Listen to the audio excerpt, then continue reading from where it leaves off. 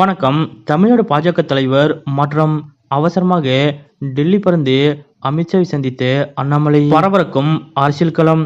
இதை பத்தின முழு விவரத்தோட இப்ப நம்ம பார்க்கலாம். 2026 சட்டமன்ற தேர்தலுக்கு இன்னும் சில மாதங்களே இருக்கக்கூடிய சூழ்நிலையில் தற்போதே அனைத்து கட்சிகளும் தேர்தல் பணிகளை தொடங்கிவிட்டன. அதே சமயம் திமுகவை எதிர்க்க அதிமுக பாஜக கூட்டணி அமைக்க வேண்டும் என்ற குரல்களும் இரு கட்சிகளுக்குள்ளும் எழுந்தன. இந்த நிலையில்தான் நேற்று முன்தினம் திடீரென எடப்பாடி பழனிசாமி அவர்கள் எந்த முன்னறிவிப்புமின்றி டெல்லி சென்றார். அங்கு உள்துறை அமைச்சர் அமித்ஷா அவர்களை அவரது இல்லத்தில் சந்தித்து பேசினர்.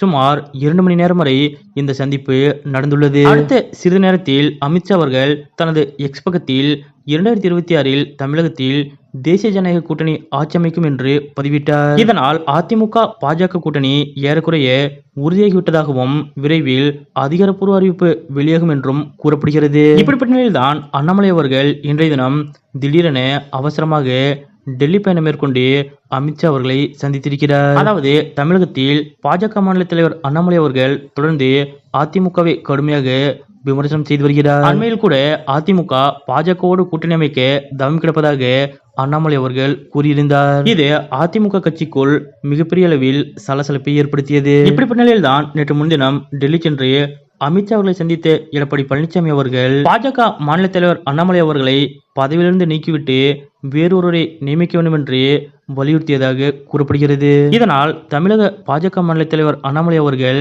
விரைவில் மாற்றப்படுவார் என்று கடந்த 2 நாட்களாகவே பேச்சுக்கள் அடிபட்டன. இந்த நிலையில்தான் எடப்பாடி பழனிசாமி சந்திப்புக்கு பிறகாக அண்ணாமலை அவர்கள் திடீரென அவசரமாக டெல்லி பயணம் மேற்கொண்டு அமித்ஷா அவர்களை சந்தித்திருப்பது முக்கியத்துவம் வாய்ந்ததாக கருதப்படுகிறது. இதனால் மிக விரைவில் தமிழக பாஜக தலைவர் அண்ணாமலை அவர்கள் மாற்றப்படுவார் என்ற எதிர்பார்ப்பும் எழுந்துள்ளது. முன்னதாக அதிமுகவும் பாஜகவும் 2017 ஆண்டு முதல் மிக நெருக்கமாக இருந்து வந்தன.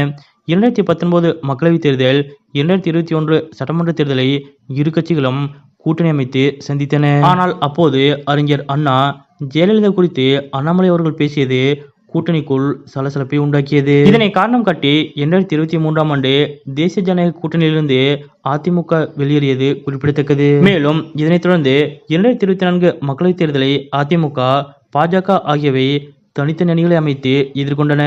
ஆனால் இரு அணிகளும் தோல்வியை தழுவின என்பதும் குறிப்பிடத்தக்கது.